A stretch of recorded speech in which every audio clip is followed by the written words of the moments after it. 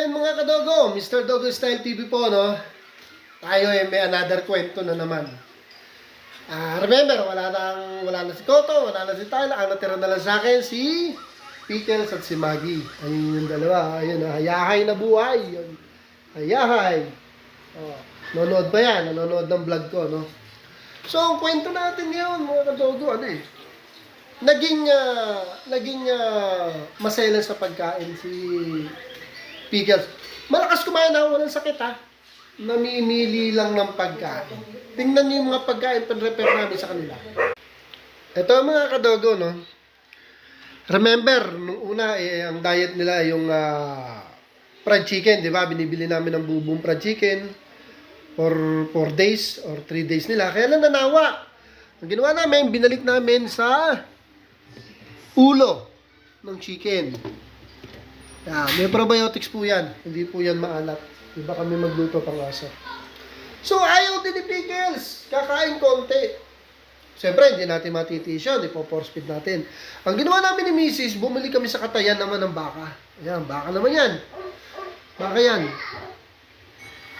Kabibili lang namin kahapon. Ang problema na naman mga kadogo, ayaw na naman kainin. Ano namin itong mga pagkain na to, no? Ang gusto ni Pickles, mga kadogo, hotdog. Inuulit ko, walang sakit si Pickles. Siguro nanibago lang siya dahil wala na siyang kaagawan. Iba kasi may kaagawan ng aso eh. Parang mas magana sila pag alam nila may kaagawan ng pagkain. So wala siyang kaagawan. Naging picky eater kasi ang husky naman talaga picky eater yan. Si Pickles may pagka picky eater yan ever since. Kaya lang lumakas kumain yan dahil nga si Cotton malakas kumain, si Tyler malakas kumain. Parang nag-aagawan sila. So ngayon naman, mag-isa na lang siya, medyo parang nalungkot din. Pero again kumakain to, maharo to, masigla to. Alaga to sa lahat, sa vitamins, sa lahat. Kaya lang talagang, ang trip ngayon yan, kung hindi hotdog, ipatay naman tayo pag bibili namin hotdog. Paano itong baka? Di ba? 4 na kilo yan. Na baka, no? Ayaw kainin.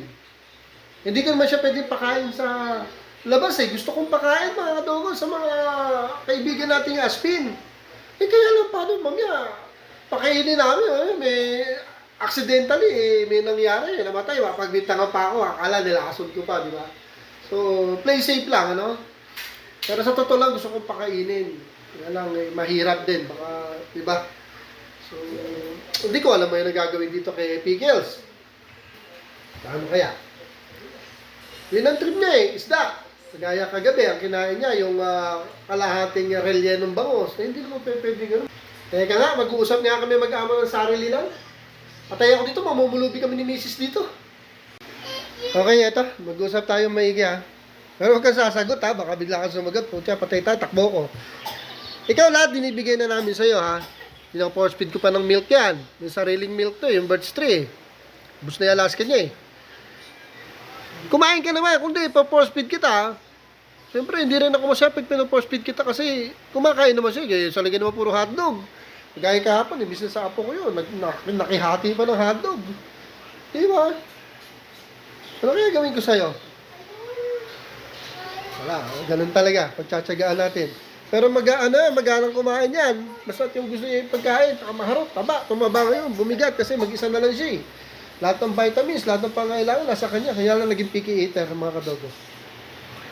Kaya ayun, tsagaan na lang. Ang gagawin ko, twice naman ito kumain eh. Kaya lang magbabawas ako ng meal niya ng maga para sa hapon malakas kumain. Okay? Naka-immune booster pa yan, tsaka appetite booster pa. Meron pa siyang probiotic, ewan ko. Siguro nga dahil sa nawalan ng kasama, wala siyang kaagawan mga kadogo. Okay? Dito muna mga kadogo, kasi kasuhin ko muna si Pickles, liliguan ko itong dalawa. Okay? Till next time mga kadogo, and thanks for watching. Thank you for watching.